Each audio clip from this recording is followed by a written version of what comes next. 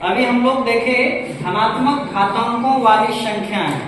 धनात्मक घातांकों वाली संख्याएं जो है वह किन नियमों का पालन करती है। यहाँ पर सारा नियम दिया हुआ है। कितना नियम? 6 नियम बताए तुम लोग को। कितना? 6 नियम। और यहाँ पर ऋणात्मक घातांकों में जो है कौन सा संख्या में कौन सा नियम पालन करती है, ऋणात्मक घातांकों में क्या नियम है, तो 2 नियम बताया गया है यहाँ पर। ठीक है, और प्रत्येक नियम का जो है उदाहरण भी दिया गया है। तो बारी बारी से हम लोग सबको देख लेते हैं। यहाँ पर ध्यान से देखो, बेस जब समान होगा, बेस यानी आधार जब समान हो, ठीक है, तो पावर असमान हो। पावर को हम लोगों को नहीं देखना है, समान रहे या असमान रहे। जब बेस समान हो और गुना में हो, किसमें हो? गुना में। ध्यान दो यहाँ पर, जब बेस समान हो और गुना में हो तो घात क्या हो जाएगा? पावर क्या हो जाएगा? जुट जाएगा। ठीक है, यहाँ पर उदाहरण दिया हुआ है, इसको समझो। 2 पर पावर 5 है और फिर 2 पर पावर 6। कितना है? 2 पर पावर 5, 2 पर पावर 6। तो बेस क्या है? समान है। तो यहाँ पर क्या हो गया? पावर जुट गया, जुटा ना। कितना हो जाएगा? 2 पर पावर 11। ठीक है, ठीक उसी प्रकार से जब बेस समान हो यानी आधार समान हो और भाग में हो तो पावर का क्या हो जाता है? घात का क्या हो जाता है? माइनस, यानी ये घट जाएगा, है ना। क्या हो जाएगा? ये घट जाएगा। यहाँ पर उदाहरण दिया हुआ है, 7 पर पावर 5 है और 7 पर पावर 3 है, यानी बेस समान है। यहाँ ध्यान देना है, ठीक है। तो यहाँ पर 7 पर 5 पावर 5 और माइनस 3, तो 7 पावर कितना बचा? 2। जब किसी संख्या पर घात हो यानी पावर हो और फिर उस पर पावर हो, ठीक है, किसी संख्या पर पावर हो फिर उस पर पावर हो, तो जो पावर है उसका गुणनफल हो जाता है, यानी घात का क्या हो जाता है? गुणनफल हो जाता है। जैसा कि यहाँ उदाहरण में दिखाया गया, 2 पर पावर 3 है और फिर इस पूरे पर पावर जो है वह 2 है, यानी 2 पर पावर 3 था और इस पर पावर कितना है? 2 है। तो यहाँ पर 2 पर पावर ये 3 गुना 2 लिखा है, यानी 2 पर पावर कितना हो जाएगा? 6। जब बेस असमान हो, देखो यहाँ पर बेस है A और यहाँ पर बेस क्या है? B। यहाँ पर आधार क्या है? A, यहाँ पर आधार क्या है? B। लेकिन घातांक क्या है? दोनों का बराबर है, घातांक दोनों का सेम है, दिख रहा है। यहाँ पर भी घातांक m है, यहाँ पर भी घातांक क्या है? m। तो जब बेस असमान हो, घातांक समान हो, तो बेस का गुणनफल यानी आधार का गुणनफल हो जाता है। देख रहे हो ना, A गुना B पर पावर क्या हो गया? m। यहाँ उदाहरण दिया हुआ है, 2 पर पावर 3 है और 5 पर पावर 3 है।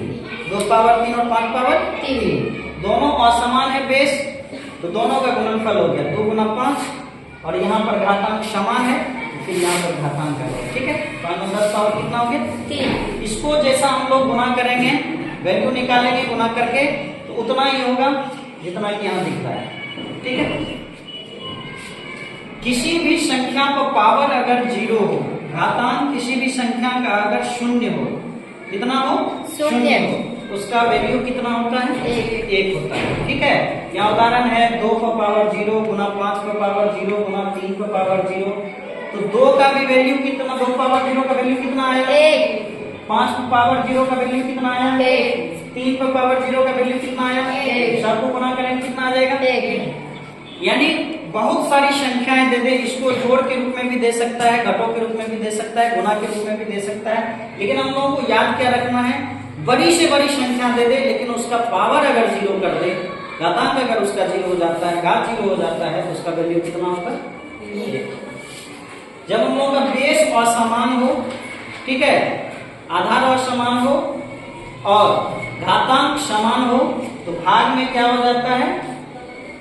भाग में देखो, फिर वह भिन्न के रूप में आ जाता है और फिर घातांक दोनों पर समान ही रह जाता है। जैसे यहाँ अलग अलग दिखाया गया है ना, a पर पावर m अब बटा b पावर m, तो ये a बाय b हो जाता है, a बटा b, और पूरे पर फिर क्या हो जाएगा? पावर m हो जाएगा। यहाँ पर उदाहरण भी दिखाया गया है, 2 पर पावर 3 है, 5 पावर 3 है, तो 2 और 5 अलग अलग आधार है, लेकिन दोनों का घातांक क्या है? समान है, तो ये पूरा क्या लिखा है? 2 बटा 3 और पूरे पर घातांक 3। फिर ऋणात्मक घातांक में देखते हैं क्या नियम होता है। अगर किसी संख्या पर घातांक ऋणात्मक हो, ठीक है, जैसा कि यहाँ a पर घातांक क्या है, माइनस m, क्या है, माइनस m, तो उस संख्या का व्युत्क्रम हो जाएगा, क्या हो जाएगा, व्युत्क्रम, उस संख्या का क्या हो जाएगा, व्युत्क्रम, यानी पावर जैसे ही माइनस में रहेगा तो व्युत्क्रम में लिखा जाएगा और पावर वही आ जाएगा, धनात्मक में आ जाएगा, ठीक है। और यहाँ पर भी देखो जैसे a बटे b है और इस पावर माइनस है, तो a बटे b का व्युत्क्रम क्या हो जाएगा, b बाय a, और फिर पावर किस में चला जाएगा, धनात्मक में। यहाँ देखो धनात्मक, यहाँ माइनस में है, अब व्युत्क्रम में किस में है, प्लस में है। यहाँ a बाय b है तो घातांक जो है माइनस में है, इसका व्युत्क्रम जैसे हम लोग के b बाय a, तो घातांक किस में चला गया, इसका यहाँ पर उदाहरण दिखाया गया है, ठीक है। ये 2 पर पावर माइनस 3 है तो इसका व्युत्क्रम आया 1/2 को पावर 3, और यहाँ पर 1/5 पावर माइनस 2 है तो इसका जो व्युत्क्रम होगा 5/1, तो 1 को हम लोग बेस में दिखाते नहीं है तो सीधा 5 लिखते हैं, 5 पावर 2 यानी 25।